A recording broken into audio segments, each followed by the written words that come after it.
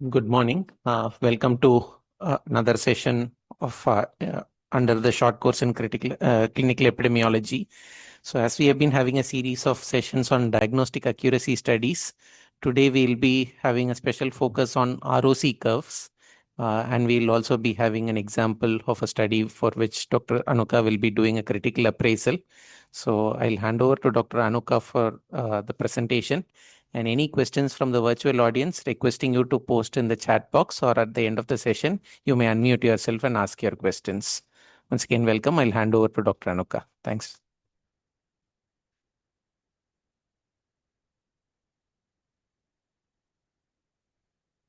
Good morning. Today we'll be looking at ROC curve and how it is useful in a diagnostic accuracy study. We'll start with a case.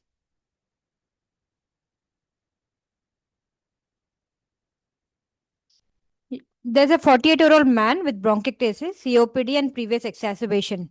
So you know that he's got a chronic lung disease.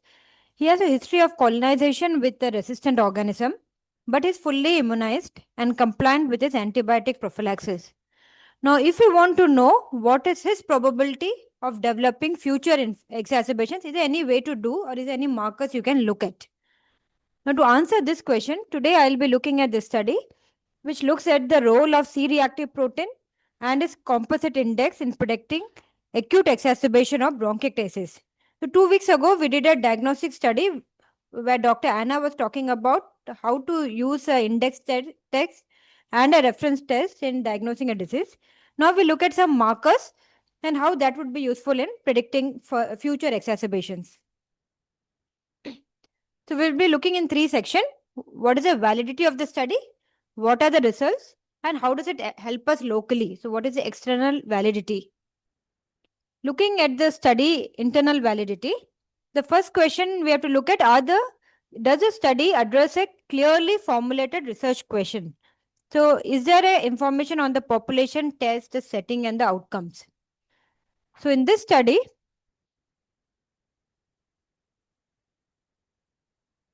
the population were stable outpatient patients with bronchiectasis. The index test they looked at was CRP and albumin ratio, CRP and pre-albumin ratio. The reference standard for the diagnosis of exacerbation, they had taken a diagnostic criteria.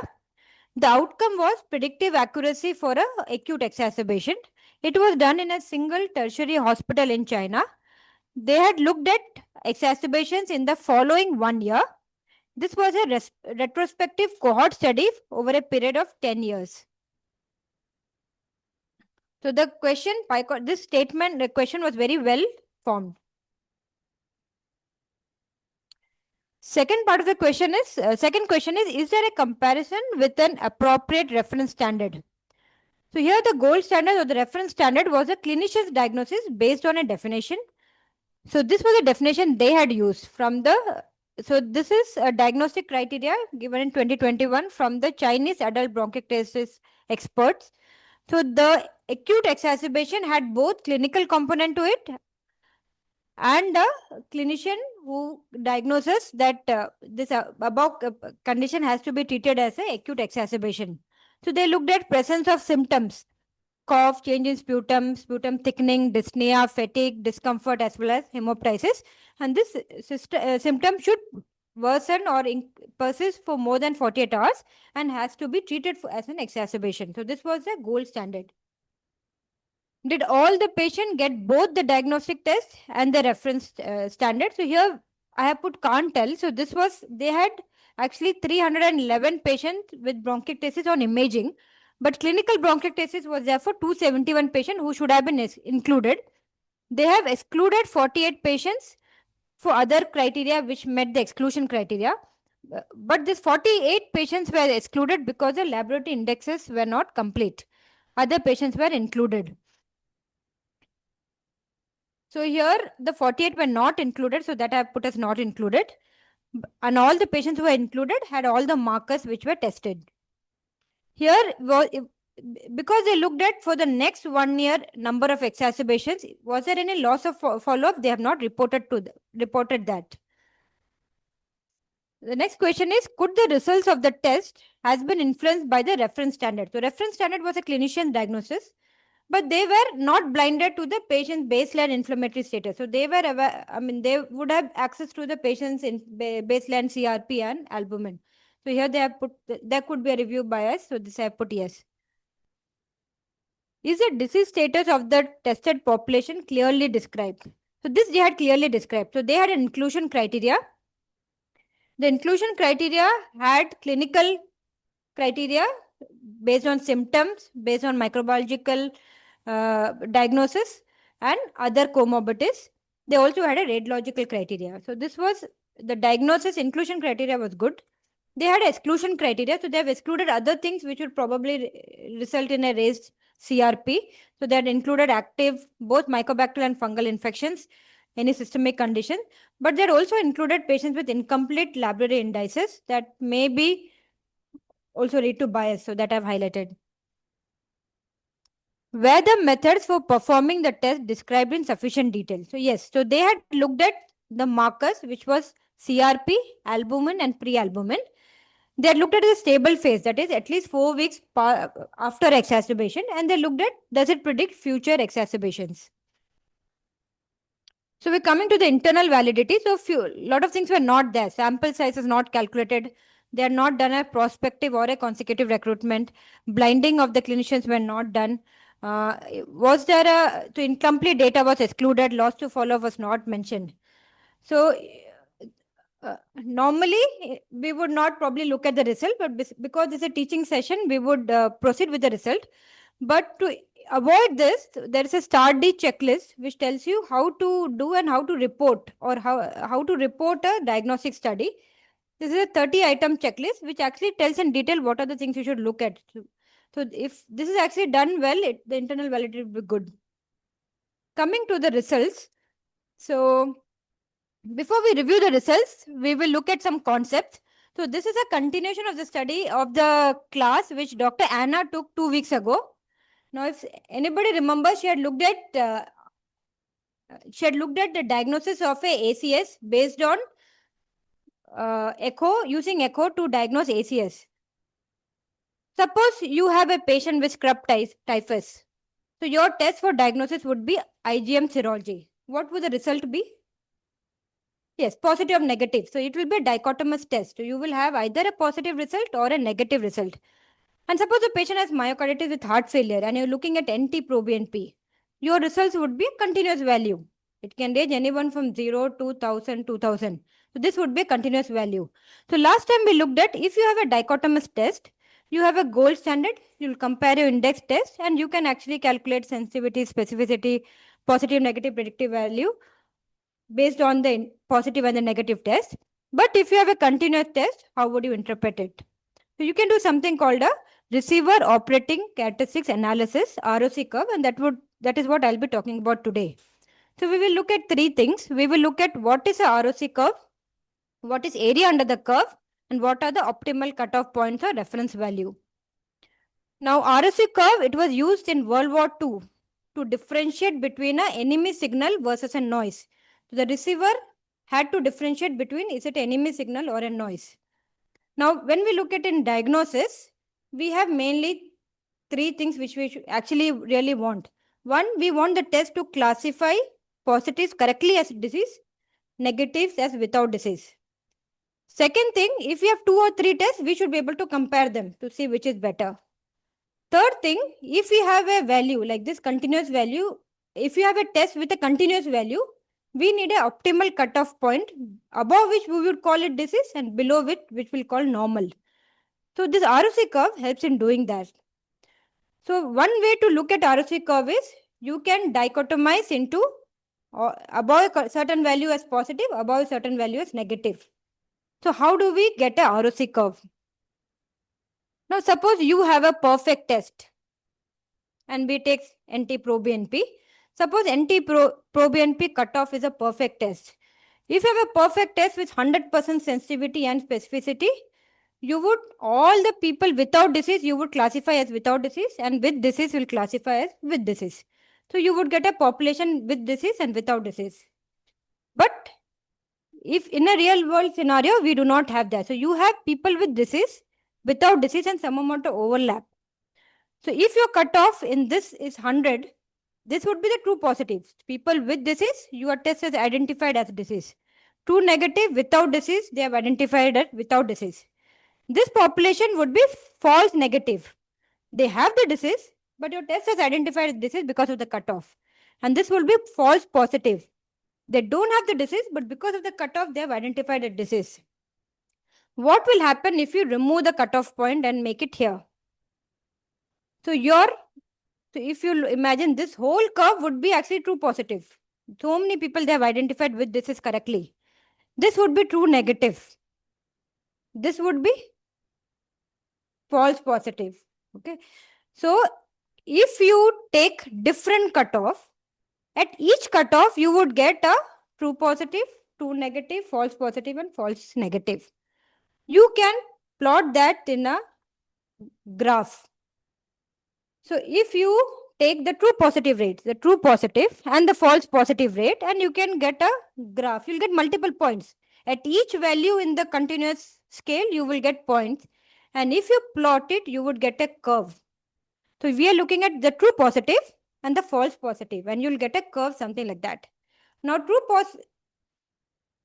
positive is nothing but here, this is actually the sensitivity.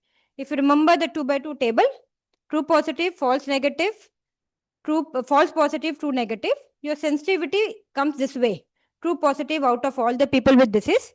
So the sensitivity is on the y-axis, and the x-axis is 1 minus specificity. Okay, so 1 minus specificity and sensitivity. So 1 minus specificity is nothing but the false positive rate. So if you plot the sensitivity and the false positive rate, which is nothing but 1 minus specificity, you would get a curve like this. This curve is called the ROC curve. Now here, sensitivity is from 0 to 100.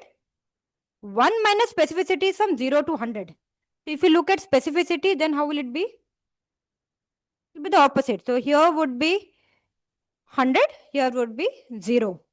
100% specificity means spin. You would rule in the disease. So if your specificity is 100%, means somewhere here, you're very sure the patient has disease. So this curve is called the ROC curve. Now, one thing about ROC curve is it is used as a classifier. So we looked at true positive and false positive. People with the truly having disease, not having disease. So this line is in the center. This is line of no use. It cannot discriminate between true and false. Everything above the line will actually pick up true positive. So this line is actually, this line in the center is actually of no use because it cannot pick up true versus false positive. So this ROC curve can be used as a classifier or discriminating ability. If your test comes positive, can it pick up the true positive from the false positive? Now in this curve, so if you have a population like that with some overlap, the curve will look like this. I will show you two more curves. Which curve do you think is a better curve, which is actually picking up true positive? 1, 2, 3. Which curve is the best curve, which is able to classify positives and negatives? Third one. So if you see here, it's able to differentiate more disease and without disease. And the curve is almost on the left upper hand corner. So this is the best classifier. This will be the best classifier. So if you plot sensitivity and 1 minus specificity, you get a ROC curve. On the center is no use. Below, that is everything by chance. Below that is bad. And as up to the left up you go, the test is better. Other thing you can do is in the same ROC curve, you can look at the area under the curve. The total area under the curve would be 1. Half would be 0.5. So 0.5 is not good. Anything above the 0.5 is good. So AUC actually gives an aggregate measure of performance. So this is all the possible classification threshold value you have plotted. And this gives you overall overall performance, area under the curve. So this would how a perfect classifier, the perfect ROC curve would look as. This was something like a medium. This would be something bad because it's actually going down. Now, if I ask you to compare between three, which test is doing the best? Green one, yes. So this is on the top. So this is doing well. So this area would, another curve would be 0.5. This would be some 6, 7, around more than 8. So any AUC, based on the AUC curve value, you can see good or bad. You can prognosticate. Now, this cutoff points, if you looking at BNP in heart failure, so you can see different cutoff points, 50, 80, 100, 125, 150. Now, if you look at each value, you will get a sensitivity and specificity. If you look at the values are going up, your sensitivity is coming down, but the specificity is going up. So at each value, it is a trade-off between the sensitivity and the specificity. So how do we decide which point is the correct point or the best point you can clinically come across? Which point is the best point to pick up as a cutoff point to diagnose? That is one question. You can see here the area under the curve is good, 0.9. It's quite a good curve. But you have multiple values, and how do you choose? Now, in this curve, where are the people whom, if the disease is positive, you're 100% sure it is positive? In the curve, suppose this is value starting from 0 to 200. Which value you are very sure if the test is positive, patients have the disease? Somewhere here. So here if the test is positive, you know they have disease. And here similarly, if the test is negative, you know they don't have the disease. So it is this area where you want to you have to decide a cutoff point. So this is one. What point can we choose? Second thing is, second case, you have cancer in which the biopsy would be a dichotomous, plus, minus, positive or negative. But the tumor marker would be a continuous value. This is another area where ROC curve is used. When your a gold standard test is a positive or negative test, but your index test is a continuous test. So you've got 10 patients. You have biopsy positive, negative, and you have a continuous value of tumor marker. How will you choose which is the best cutoff point for a tumor marker? Now, to answer this, one way to do is you choose the best point in the curve, above which you call disease, below which you call not disease. So there are some statistical way to do. One of the way to look at is Uden's index. So that will give you the best point, which will give you the good sensitivity, specificity. Other more common one is, so we saw the topmost part is good. So Euclidean distance to the left upper quadrant. This is one of the other commons. You take in the curve, which is closer to the left upper quadrant. You make a line from there and say, and you can take a point. These are some of the way to do. Another way to do is cost approach. So what is the benefit of correct classification or a cost of misclassification? Also called as misclassification cost term. Now, if you remember the 2 by 2 table, we said sensitivity is this way. True positive among all the disease. So true positive by true positive minus false negative. Now suppose you have a patient with SLE. But your patient has SLE, your test has called it false negative. What would be the cost of that if they come back after 6 months? What would the cost of calling it false negative? She might come with a flare. She might come with a multi-organ dysfunction. Can even become very critically ill. So cost of false negative here would be quite high. So you would want a test which is very sensitive. So you might compromise on the specificity. Other way is, what is the cost of a false positive? Suppose you have a cancer diagnosis. If you falsely conclude somebody has cancer, the cost is quite high. So the cost of false positive. So you might look for a test which is more specific. That is one way to look. Look at the cost and decide a test. Other way to do it, what you're using the test for. So if you are using for a screening test, you want to rule out disease. So you will take a very, very sensitive test. But if you wanted to use as a confirmatory test for HIV Western blot, you would take a very specific test. So these are the few of the ways to look at one cutoff point to say what point to use. Now, there is one more method. So this I am taking from this article, which we can send you the link also from Dr. Amiran. So this talks about ROC anatomy. It's a very actually good article to understand this. So we talked about, we get a ROC curve and we choose one point. And below this point, we would say normal, and above this point, we would say disease.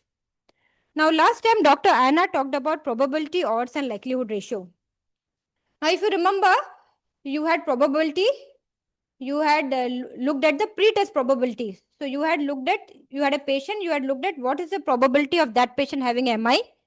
Then you had looked at the likelihood ratio, and you had plotted it in the Fagan's nomogram. If you remember, you made a line like that. So you looked at pre-test probability of, oh, this patient has a high test of having disease. And then you looked at the likelihood ratio. And then you said, what is the post-test probability of that patient having a disease? Correct? If you remember, so that is one way to do. So probability is percentage of people with the disease. Odds is the frequency of odds of having the disease versus odds of not having the disease. What is likelihood ratio? It's a ratio of two probabilities. Okay. So this we looked at.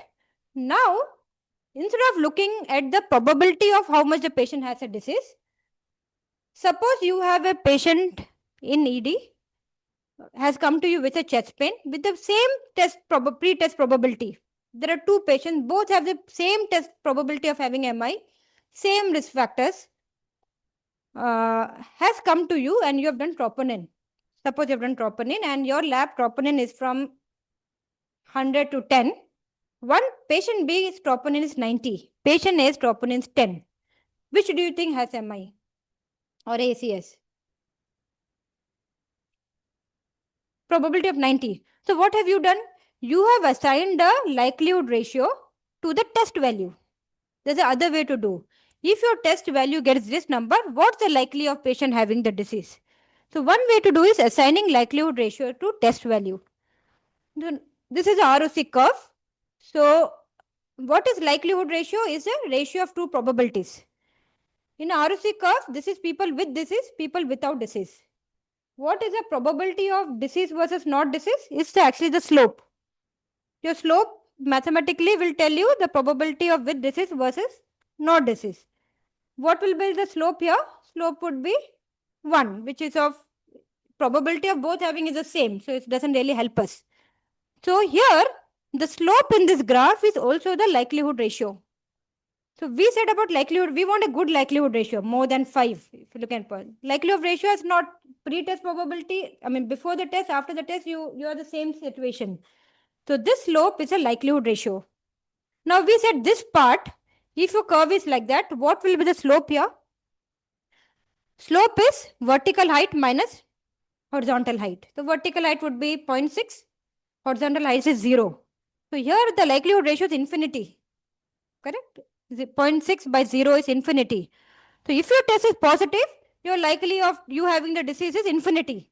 The same thing which we saw in ROC curve, we are looking at with likelihood ratio. So here the patient, so you are very sure patient has a disease in this group. Here, what is the slope? Vertical height is 0. It's flat. Vertical height of this, only the graph is 0 because it's just horizontal.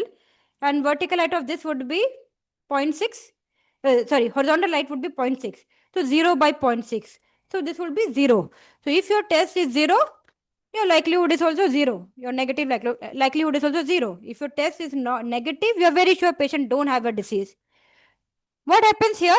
The slope is as same as this slope of 1, which is of no use. So in this curve, if somebody is here, you are very sure they have the disease. You are not in doubt. If somebody is here, you are very sure you don't have the disease. You are not in doubt. It's only here where you have a problem. Now, if we look at the previous method where we said in the curve, we will give 1 point. Above point, you have disease. Below point, you don't have the disease. If you do that, suppose here the NT-proBNP starts from 0 to 1000. If you give a point 300 based on the topmost point, people below 300, here this slope likelihood ratio is around 0.25, less likelihood ratio. Even if your report is some 70, you still doubt. If you look at this slope, you will still doubt little bit. So there is a question, does assigning just 1 point, is it actually good? Because from this side, you are actually sure less than 100, you are sure they don't have the disease. So instead of assigning a point, can we do something else? So this article talks about, instead of assigning a point, you take the slope, which is the likelihood ratio. So this is the same ROC curve. You're looking at troponin value. This is 34, this is 0, and this would be maybe say 50, 60.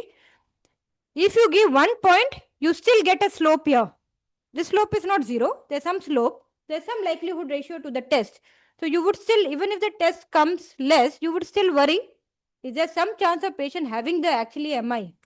So instead of doing that, you do something else. You look at likelihood ratio of the, basically look at the slope. So here you say that above C, patient don't have the disease. We are very sure. We will not, if the value is below C, we are not going to further evaluate.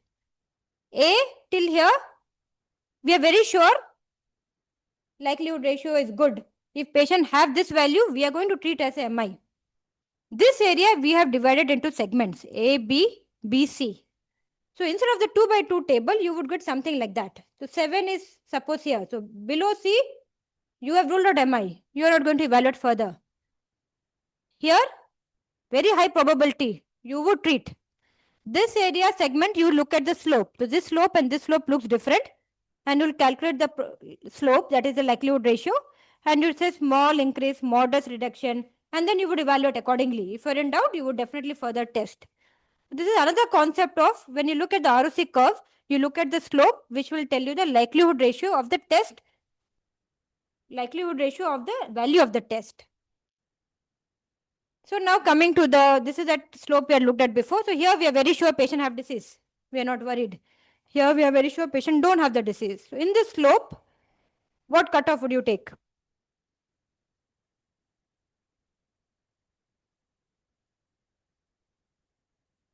Or what segment do you take?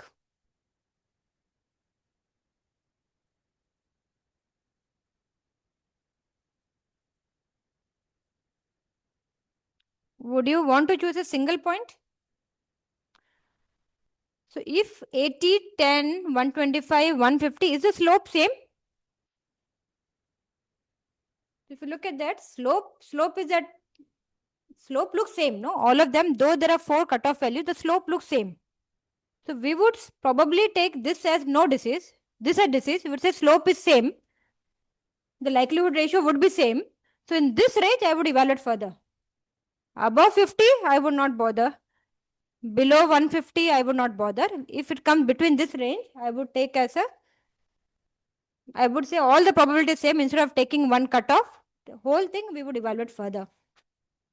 Now, understanding ROC curve, we will go to our results of a test. Okay, so we will look at the result section. So they looked at 3 markers. They looked at CRP. They looked at CRP albumin ratio, CRP pre-albumin ratio. So this is just a graph which is showing during exacerbations, what was the level of the markers. So 0 exacerbation, 1 to 2, more than 3. So there are 3 groups. So in the group which had more exacerbation, just the marker levels are more. So just to show that. Second is how well the markers correlate with the exacerbation. So you can see all the points are concentrated in the line. It's a 45-degree slope. So there's good correlation, positive correlation for CRP and both the ratios, and a negative correlation for albumin. Now now they have calculated a ROC curve. So we said we will get a curve, and you might, so they have chosen 1 point. So they have only for CRP, they have chosen a AUC curve of 0.72, and they've got a sensitivity of 0.69 and 0.70. So around 70, both sensitivity and specificity. They've got similar AUC curve for all the markers. So all the markers are 0.7. Sensitivity and specificity are also similar. This is the only thing I wanted to highlight. And the cutoff point they've chosen, the cutoff for CRP was 8.2.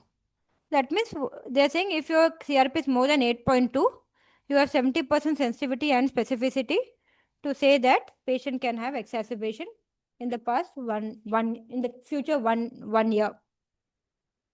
Now this is the ROC curve. So we look at this ROC curve. This is for so they've given for all 3: CRP, CAR, that is the albumin ratio, CPR, that's a pre-albumin ratio. Which curve is better? Almost as similar. Green seems to be a little more better. by small. So if you look at the value also, it's just 0.72, 0.71, 0.73. So, are we clear? So now coming to the third part of the test. So how does it help us locally? Can the test be applied to your population? So this was the baseline characteristics for that study. So they had a female predominant group, age around 60 years. The disease part I think is similar to us. Only thing they had a very less amount of diabetes, 14 to 17%. We probably will see lot more diabetes. Other comorbidities were similar. So the patient group is similar, maybe less diabetes. This was done in a single center in China. Second, can the test be applied in a setting? Is the test available? So we also do albumin and CRP. This test will not probably give any extra cost. And the ratios are simple mathematical ratios. Third, next question to consider is where all the important outcomes considered. So we are more interested in a clinical impact outcomes. So was a hospitalization, does it come down? ICU admission, mortality. Was there a treatment changes which was caused by this biomarker result? They have not looked at the cost or the patient reported outcome. This is something we would be interested in also knowing. Last part, how does it overall impact on your clinical practice? So if you remember the case, so you had a patient with a bad bronchiectasis with exacerbation, but is on immunization and compliant. His CRP is 10. Does it fit the cutoff value for the study? Yes, so their cutoff value is 8.2. What is his probability of developing future exacerbation?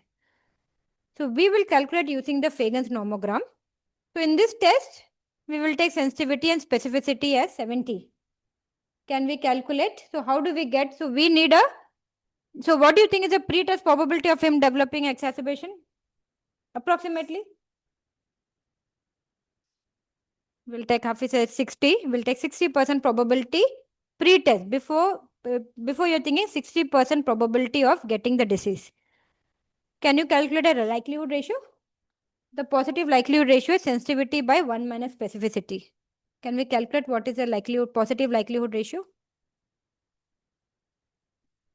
It will be 70 by 100 minus 70. So 70 by 30. 2.3. So now if we look at here, 60 and 2.3 somewhere here, and you have gone to here, maybe 65. Okay, this is 65.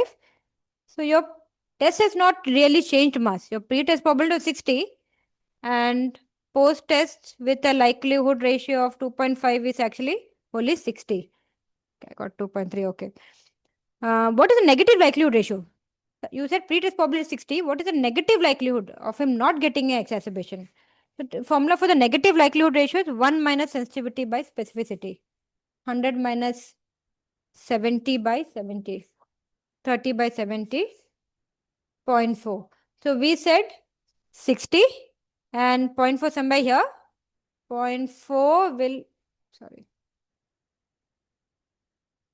60, 0.4 will go somewhere to 40. You have not come down very much. So this test has not really helped you in any way. It will not change your management. You would clinically go by what you think. So this is one way to interpret ROC curve to calculate likelihood ratio and use it in clinical practice. Thank you. Special thanks to Tambu sir for teaching me the concept. Thank you.